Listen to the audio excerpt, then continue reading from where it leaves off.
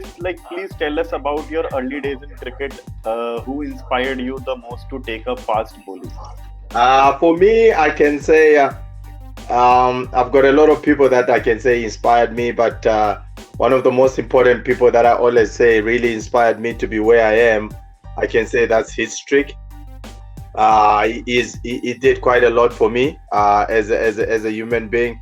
He made me to love the game. The late history, he's the one that I used when I grew up watching cricket. He was one of the few people that I started, following the game through. I remember the World Cup '99. That's when I actually started playing cricket. So I can say people like History, Pumelo Lombangwa, they call him Pomi, who is the commentator now. So he's one of those people that really inspired me to be where I am right now.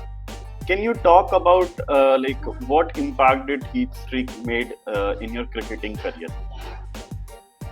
There's quite, I can mention with the, about him for the whole day. There's a lot for me that he did in my life, despite things that, had transpired in his life that I cannot control. But, I'm a person who looks at the positive of a human being. And for me, he's one of the few people that when I started playing the game, he's one of the few that gave me the first pairs of cricket boots. That's one thing that I'll always cherish. I remember when he came in to be the coach of the team, he was one of the few people that actually believed in me, who made me to come back to the team once again. So for me, it was one of those things that I always cherish in my life. And he was not only a brother, he played a fatherly figure in my life. That's one thing that I can say. So when was the last time, before his death, when was the last time that you had a conversation with him? It was just a week before. You remember when everyone knew that when we were told that he passed on, and the first time he had and actually passed on. So I sent him a message that, I always tell people I still have the messages that, I was trying to keep him strong, and he was just telling me that he was going to get strong and all. And it's almost a year now. I still have those messages in my phone, and it's always, it's one thing that you always sometimes wake up and think maybe you're going to, hear from him, and you realize, no, this is not a dream, it's just reality. So I can say a week before he passed on, we're actually having, I used to always, check up on him and everything. And, he'll be saying, thank you for checking. Because for me, he was a brother, he's like a fatherly figure that, I had to make sure that, whatever was going on, but like I said, it's God's will. I would have loved to still be with him, but, God did his way. And yeah, so it was a week before he passed on. It was, a pity for us, but I was glad that I managed to get the time to, to do our send-offs, and it was amazing to see people that came to pay their last respect, and it shows what a great man he was. Yeah, so for me, he's always been one of those people that I'll always cherish, and I can say a lot about the man for years and years. Did you have any chance of witnessing that match between South Africa and Zimbabwe during the 1999 World Cup? Those are the matches actually that made me to love the game, I can say. I remember I used to hate cricket with a passion. Like I said, I remember when India came to Zimbabwe in 1998 and in 1997, that was some test in 1998. Then I didn't actually love the game until I started watching the World Cup in England. Like you said, the game between Zimbabwe and South Africa, I really witnessed that. And there was a game also, Zimbabwe versus India, if you remember it, when Andrew Olonga took 3 wickets. That was the thing and the main issue that made me to love the game. And that's why I became a bowler, because I felt like, bowlers, they enjoy the game more. And that was when I was still young, until I grew up now, when you realize that bowlers are, are the ones that were being attacked more when it comes to betting. So, yeah. So at this time, if Chris was like a bowler, if you were starting right now, you wouldn't have taken up bowling right now. I would have definitely been a batsman. Because the reason why I'm saying that, because you look at it, the batters now, the grounds are getting smaller, the bats are getting big, and you know how it is. Everything is just on the betting side. But I think it's making it even much better. It's making the game fun, and as much as I'm complaining, I think it just shows all your skills as a bowler now. You cannot hide as a bowler, but it makes you to be a little bit ahead in terms of your skills. So I'm really loving the how it is going panning out to be. You bowled a maiden over in that game as well. Like you were the only bowler who bowled a maiden over in that Yeah, match. yeah, yeah. Very true. So, like, what would you say are the highlights of your international career with Zimbabwe? It's been. I can say there's been quite a lot. The best for me was being part of the team that beat Australia in 2007 in South Africa. I know it was a T20 T20 World Cup. game, but that was part Uh-huh. of the highlights in my life. I always say that you couldn't ask for any better day that to choose. For me, that was one of the best days, and one of those also, or one of the days that I remember is when we went to Sri Lanka and beat them 3-2 in a one-day series. That was in 2017. Though no Zimbabwean Mhm. team had ever gone there to win. Even all the big guns that we had, the Historics, the Andy Flowers, they never managed to do that. And being part of the guys that went to Sri Lanka and we dominated the way we did, for me it was amazing. It was an achievement that I always sit down and say, tell my children and my great grandchildren about it, because it was something that had never been done and no one actually gave us a chance to do that. So there's been quite a few that I can mention, and also there's a series that we played against Bangladesh and Afghanistan, a tri series, a T20, when Hamilton Masakaza was playing his last game for Zimbabwe. For me to perform and give him that fair and do well and become the man of the match was one of the best. I remember I got 4 wickets in that game. It was, for me, they've been quite a lot, but those stand out for me. Talking about the ODI World Cup 2011, you were the second Yeah, highest wicket taker for Zimbabwe in that World yeah, Cup, which took place in India. Do yeah. you have any memory of your campaign in that tournament? One of the best, I can say, I've got one. It was one of the best World Cups that I've had. And what happened? I just felt like I tried by all means to enjoy myself being in that team. That's one thing. I said we're playing big teams. I remember we played Australia also. We played Kenya, I remember. But for me, when we played Australia, I gave myself a chance. I said, these guys are very good players, but at the end of the day, I've got nothing to lose. They were the ones who were under pressure. So I remember I really did quite well. I think I took 3 for 50, but it was on a very, very, I can say a flat wicket. I remember I opened with Raymond Price, the game of it.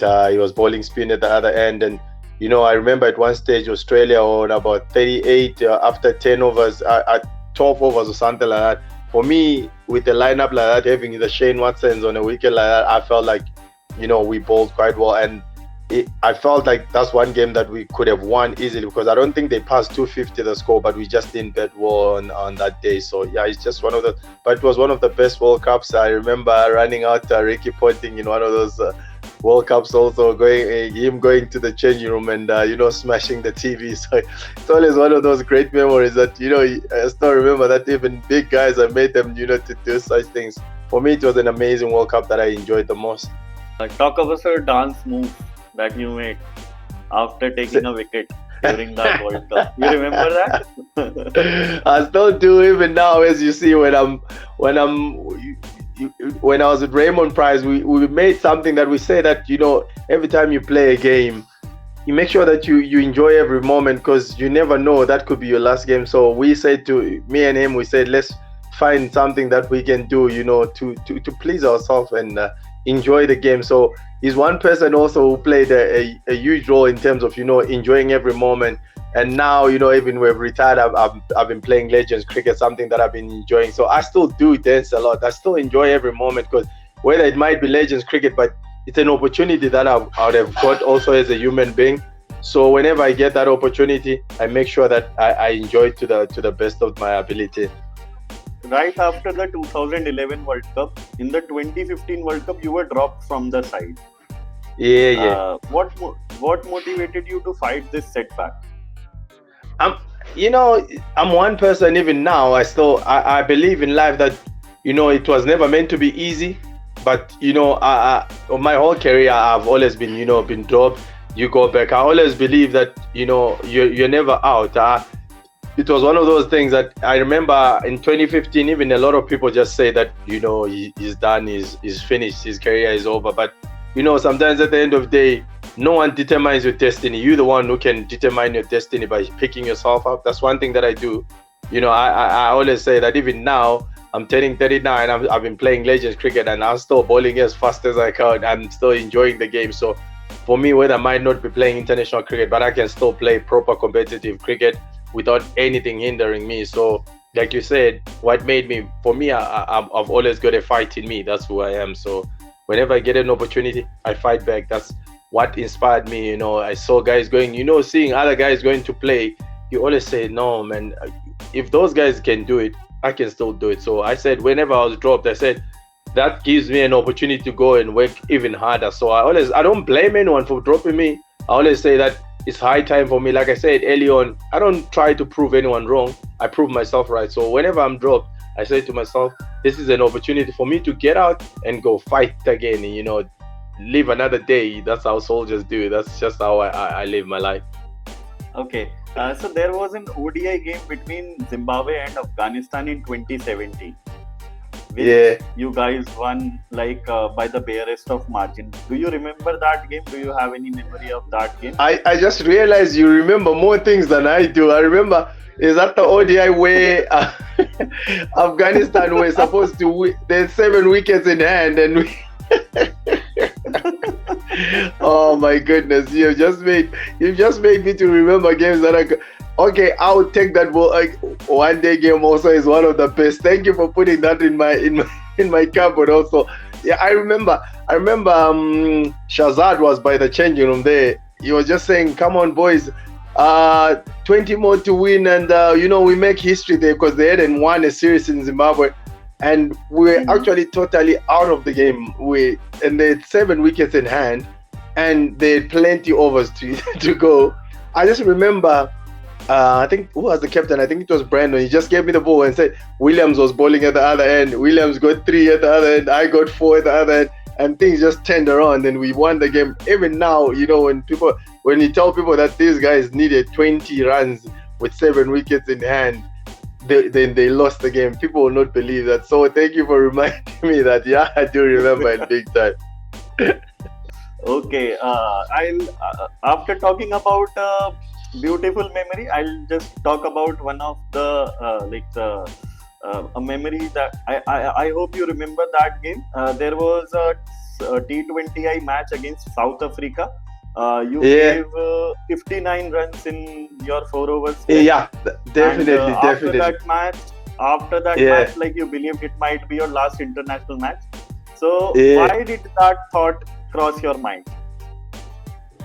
You know, it's one of those things that you don't want to remember those, but they actually make you a better person. Like I said, you know, if I hadn't faced those times where I went for plenty runs, I don't think I would be where I am, to tell the truth, because it was one of the most hardest games that you know, even some balls, they will go for 6 and you just pass the fielder by an inch, and you're saying that could have been out, but it was just showing that it wasn't, you know, one of the best times that I would have wanted. And like I say, you always want to make sure you bounce back. And I remember now, you know, even when I went back to South Africa in 2019, that's when I ended up having an amazing T20. While I had gone early to South Africa, and then I went for 59 in 3 overs. So, and then I went the next time. So I believe it's a game where you don't want to take the negatives. You don't want them to affect you a lot. So like I actually love those moments, like you've said it. I remember vividly that game, that, you know, going for 59 in 4. And those days when you're going for 59, that was quite a lot. And when you look at it now, these days, people are going for 59 in 3 overs. So it's just like as if it's nothing happening. So for me at that moment, it was something that, you know, but after the game, there's a time where you start asking yourself if you are really good enough. For me, I asked myself if I was good enough at that moment. And, you know, you start questioning yourself. For me, you know, it really played a big role, but it made me to be a better player and a better bowler. Okay. In the last few years, Zimbabwe cricket Yeah, has faced a lot of challenges. Do you think the yeah, lack of support from big cricketing nations is one of the reasons behind it? yeah. For me, I always feel like, the big boys when it comes to international cricket, they can play a big role for Zimbabwe. I think we've always been lucky and blessed to have, nations like India. India has always been, one nation that has supported Zimbabwe for quite a long time. That's one thing that I believe, and I feel like, there could be even more programs that can help Zimbabwe, because me, I believe, you can only get better by playing a lot of games. People can say you're not playing well, but it's because if you're not getting a lot of games, you can never improve. You can be practicing and doing all these things, but you need to play more games. So I feel like something that we can do also, ICC and everyone that, the big league, just give, these youngsters that are coming up, more chances, even to have programs where guys can go play somewhere, different environments and everything. So I think that can make us, a better team. And I'm grateful that teams like India, they always try by all means, to send, even exchange programs can be something that can help out a lot.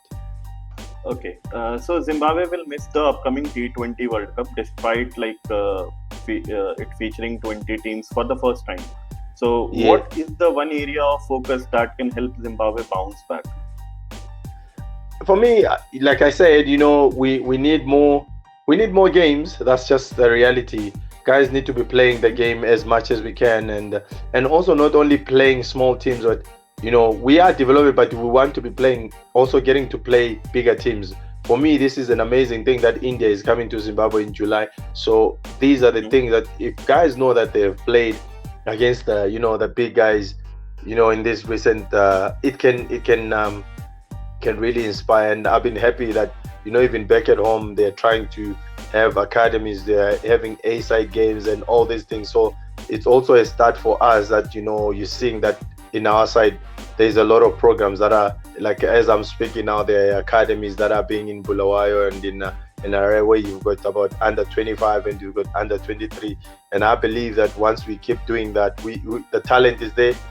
Just you need to use that talent also playing a lot of games, because I believe we have the talent. We've got amazing players. We've seen that, even now it can tell you, with the number of players that are playing around the world, IPL, it could be, PSL, it could be, the teams around the world. For me, it can tell you've got few good bowlers, you've got Dangaravas, you've got Muzarabanis, and, not forgetting our great Sekanda Razapat, who's playing IPL. So for me, already tells you that we've got good players. We've got the Sean Williams who are playing in the Caribbean Premier League.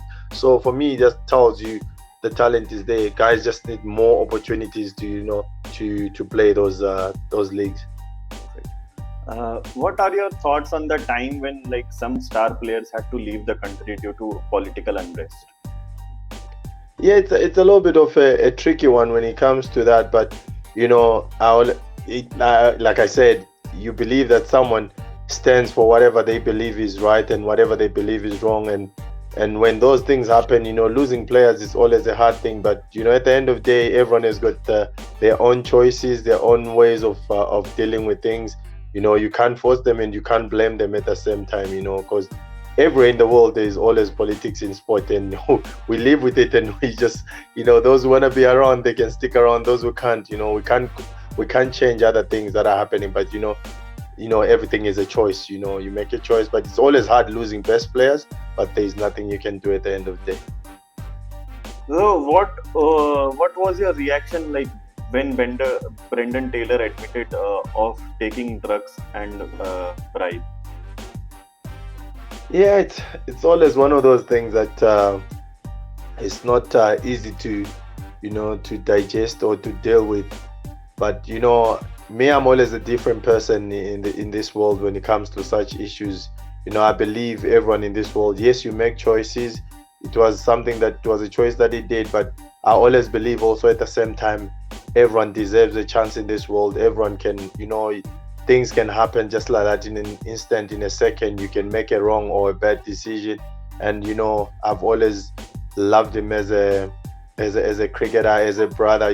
So I'm one person that I can't take a rope and tie him and say yes, it wasn't the right thing, and he admitted. And at the end of the day, he's human. We all make mistakes, and on my side, I'm one of those people that we sin differently. I tell people that we sin different in this world. We do bad choices in a different way. So yes, he did those things, and he admitted to be. He was a man to admit that that's one thing that happened. And I still love him as a brother, an amazing cricketer at the same time, and to be good also. To see him coming back again. He's always been an amazing person, and it's good also to see him at the moment. He's been doing a lot of coaching on the other side, the kids and everything. He's still an amazing person. So like I said, it happened, and if I was the one dealing with it, I will forgive and forget. And also I hope he's one person that he knows that he made a mistakes, and I'm sure that he's also learned from those mistakes. And we move on, we forgive each other, we love each other, and we move on. That's just how life, as long as if we're learning from all our mistakes, that's just who I am. And people will have their own opinions, they will have their own thoughts about this, but on my side, I say he made a mistake. He was not the first one, and I'm sure he won't be the last one at the same time. So at the end of the day, not saying that it's a good thing that he did, but we humans who always make mistakes. We do mistakes in different ways, but I'm sure he has learned a lot from the punishment that he got. What was the reason behind announcing your retirement from international cricket last year? Like, despite having a chance to make a comeback, like I saw one interview of yours wherein like the reporter had asked, like he had mentioned this thing that you still have a chance of making a comeback, but you told him that like my career is done, I have retired. What exactly was that? For me, there came a time where frustration started creeping in. You always got misunderstanding also with, when coaches come, someone will be wanting their own players and all, and there's a time when people say, okay, these guys are too old for this and all these things. So for me, I ended up playing a role that they said, okay, you're done with it. So I ended up saying, okay, if that's what you guys want, it's okay. And for me, when that happened, it became a blessing in my life, because the time when they said that I've retired, that's when Legends League cricket started. So for me, when that happened, it became a blessing when people thought that, he's done. And now them seeing me doing well, because I've been playing Liste in Zimbabwe. I've been playing Legends League, and I've been performing in all these leagues, where some guys are still, playing all these guys that, people that I used to call them my heroes. You've got the Harbhajan Singhs and, all these leagues that have been happening around the world, the Chris Girls. These are the people that I play with mostly now. For me, it could have been, people said, I ended up making it, okay, this is the right decision, because people are saying I've retired. So Legends League is for guys that have retired, international cricket. So for me, I said, this is an opportunity for me also, And when I started joining also this league, it's been one of the best few years, for the past 3 years, I've been enjoying Legends League, more than anything. It sounds funny, but I've enjoyed, this league, this Legends League, more than international cricket. It might sound funny, but this has been one of the best years, 3 years of enjoying, and no one puts any pressure. You're not worried about being dropped from a team. So it's one of those things. I haven't been worried about being dropped. Now all I'm looking for is getting a gig whenever there's a T20 that is happening. I'm always available. No one is stopping me from being myself. So you have been on quite a lot of tours to India in the last few years due to these Legends League, and you have traveled to a lot of cities during your time in India. So which was your favorite among them? The favorite place? Favorite city? It's quite a tricky one. I love Hyderabad because of food. I love the food in Hyderabad. I enjoy the food there.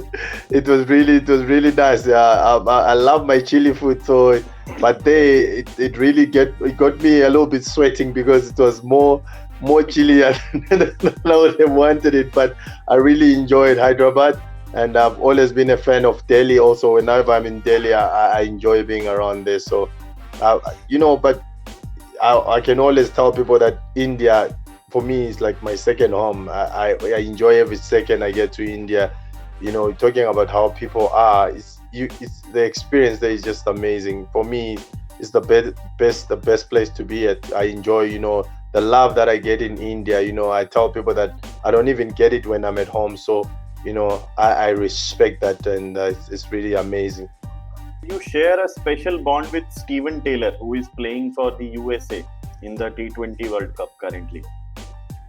Yeah. We've got a special bond, an amazing human being he is, and we are from the same agency, the 124 Northout agency, led by Basia and Ricardo Powell. So as I said, Steven Taylor is one of my favorite friends, a brother, I can say. So look, watch out for him this World Cup, and I'm telling you, we are about to witness a few shocks, and I'm sure USA will be one of those teams that is going to bring out some shocks. And watch out for the big Stevie Taylor. I'm sure he's going to score quite a few runs, and as you have seen, he's been bowling quite well. So yeah, I know my boy is going to make me proud there.